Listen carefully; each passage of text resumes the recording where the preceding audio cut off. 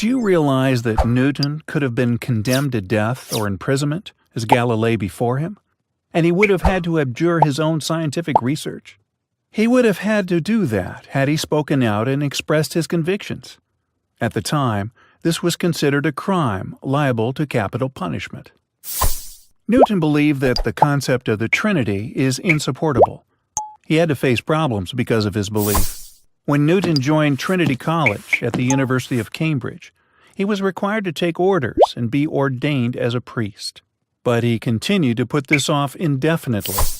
When he was selected for the Lucasian chair, he requested a personal appeal to King Charles II, requesting that he be exempted from this requirement because he did not believe in the Trinity.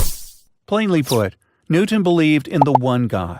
Amazingly, his concept of God and Jesus was close to the Islamic concept. His biographer, Richard Westphal, writes, Newton recognized Christ as a divine mediator between God and man who was subordinate to the Father who created him. Newton then considered Jesus an intermediary between God and man, and that he was subject to his Creator.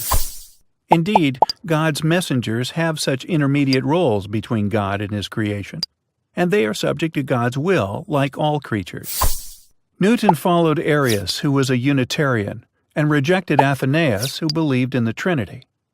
Newton believed in an omnipotent and omniscient God.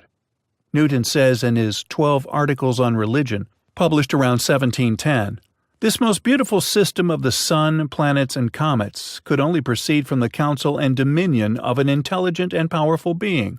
There is one God, the Father, ever-living, omnipresent, omniscient, almighty, the maker of heaven and earth, and one mediator between God and man. That man is Christ Jesus.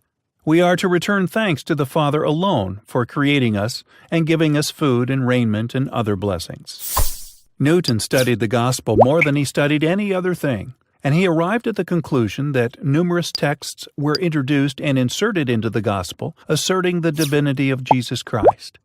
These texts were not part of the gospel before. The Islamic belief that is stated by God in the Quran, the only true faith acceptable to God is man's self-surrender to Him, and it's the message of all messengers and prophets, Adam, Noah, Moses, Jesus, and Muhammad. It's one message from God. Newton came very close to this idea when he said, "The first religion was the most rational of all others, till the nations corrupted it."